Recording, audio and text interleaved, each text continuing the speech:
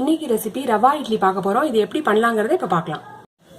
இந்த மாதிரி பாத்திரம் வச்சுக்கலாம். அதில் வந்து நான் 500 கிராம் அளவுக்கு வறுத்த ரவையை சேர்த்துக்கிறேன். ரவைக்கு தேவையான அளவு சால்ட் சேர்த்துக்கலாம். கொஞ்சம் புளிப்பான தயிர், இது வந்து 250 ml. 500 கிராம் அளவு ரவா சேர்த்துட்டோன்னா அதில் புளிப்பு தயிர் வந்து ஒரு 250 ml இதில் சேர்த்துக்கலாம். 200 ml தண்ணியும் சேர்த்துக்கலாம். இதை எல்லாத்தையும் நல்லா மிக்ஸ் பண்ணி இதை ஒரு 1 hour அளவுக்கு நம்ம ஊற வைக்கணும் ரவையை. தயிர் கொஞ்சம் இதுக்கு புளிப்பாக இருக்கணும். சப்போஸ் உங்களுக்கு புளிப்பு இல்லாத தயிர் சேர்த்திங்கன்னா 2 hours மேலே நீங்கள் ஊற வைக்கணும். அப்போ தான் ரவா இட்லி பண்ணும்போது அது ரொம்ப சாஃப்டாக வரும். தண்ணி விட்டு நல்லா மிக்ஸ் பண்ணியாச்சு. இந்த பதத்துக்கு இருக்குது. நம்ம 1 hour ஊறினதுக்கப்புறம் வேணுங்கிற அளவுக்கு தண்ணி வேணா ஆட் பண்ணிவிட்டு நம்ம இட்லியாக வாக்கலாம். ரவை நல்லா 1.5 hour ஊறிடுச்சு. ரவா இட்லி இப்போ தாளிச்சு கொட்டிக்கணும். இந்த மாதிரி ஒரு பேன் வச்சுட்டு அதில் 1 டேபிள் ஸ்பூன் அளவுக்கு எண்ணெய் சேர்த்துக்கலாம். எண்ணெய் காஞ்சதும் 1 டீஸ்பூன் கடுகு சேர்த்துக்கலாம். கடுகு பொரிஞ்சதும் 1 டீஸ்பூன் கடலைப்பருப்பு சேர்த்துக்கலாம். 1 டீஸ்பூன் உளுத்தம்பருப்பு சேர்த்துக்கலாம்.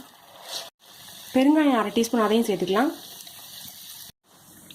கடுகு உளுத்தம்பருப்பு நல்லா செவந்தாச்சு. இந்த ஸ்டேஜில் வந்து தேவையான அளவு கருவேப்பிலையை சேர்த்துக்கலாம்.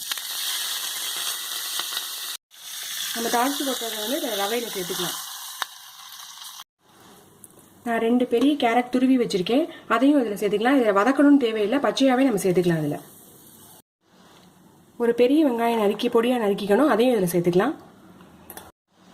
ஒரு சின்ன வெள்ளரிக்காய் துருவி வச்சுருக்கேன், அதையும் இதில் சேர்த்துக்கலாம். இப்போ நம்ம சேர்த்த இன்க்ரீடியன்ஸ் எல்லாத்தையும் நல்லா மிக்ஸ் பண்ணி விட்டுக்கணும்.